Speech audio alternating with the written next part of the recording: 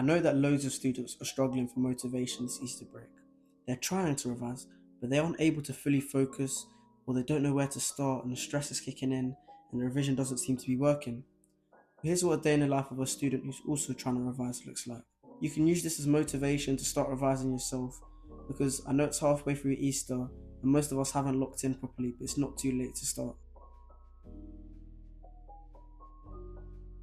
In the mornings, I try to get as much work done as possible. This morning, I knew I was going out later, so I had to try and get some work done early. Although I wasn't as productive as it looks in the video, that's besides the point. I think that starting work in the morning is definitely the most productive way to go about your day. It means you can get your work done and out of the way before the evening, so you have time to do hobbies or things you actually want to do. Additionally, as the day progresses, you're going to get mentally fatigued, and so in the mornings is when you're going to have your peak concentration to get the most work done. Also, I find that I'm more productive in the mornings, especially when less people are awake. There are far fewer distractions, and this helps to avoid procrastination and get into a deeper focus. A good thing to try and implement, something that I'm also trying to do, is to avoid using your phone in the morning to ensure that you're able to get work done as quickly as possible, as it's important to start the day correctly and set off on the right foot. I started the day with some maths questions to practice some mechanics because there was a weak point. For maths, doing practice questions is vital. At A level, I underestimated how much practice is required, and this causes problems. At GCSE, especially at this point of the timeline, where there's only a month left, the revision needs to be specific and targeted. You can't just revise in your comfort zone, but make sure to be using past papers to find weaknesses, and instead of just ignoring your mistakes and moving on to the next past paper like most students do, you definitely shouldn't do this if you want to improve. You should start knuckling down on your mistakes using websites such as Maths Genie, GCSE Maths Tutor, and Corbett Maths to really practice your weak topics and then go back and then complete the past papers under timed conditions with harsh marking. This is so you can get a realistic view of your current grade. Another underrated tip for GCSE is learning how to use your calculator properly. Two of the papers are calculator, meaning there's actual opportunity here. For example, being able to check a lot of your answers on calculator will mean that when you start finishing papers quickly, this is the easiest way you can make sure you've secured a certain number of marks.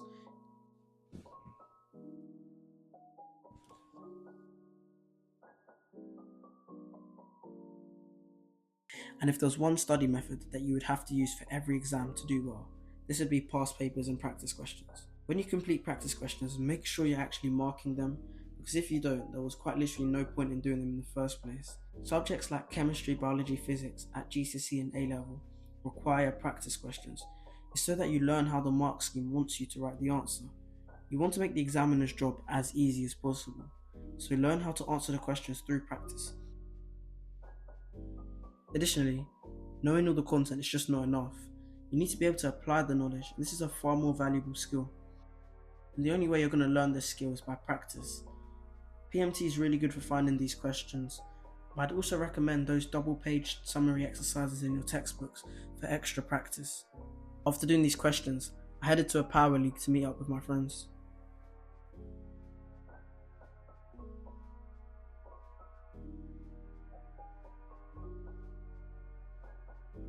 Grade 9 student and techie baller, what more could you want? When revising, breaks are vital, especially at GCSE, where revision does not need to consume all your time. In fact, giving your brain some breathing room can actually help you remember more. And most importantly, you have to avoid burning yourself out. Academic burnout is a state of emotional, physical, and mental exhaustion caused by prolonged stress and pressure related to academic work. You need to make sure you're taking care of yourself and your mental health, because this is a priority. This is something that can lead to a lot of top students not performing at their best, and so make sure you have the correct balance between work and rest so that all this revision actually pays off in the end.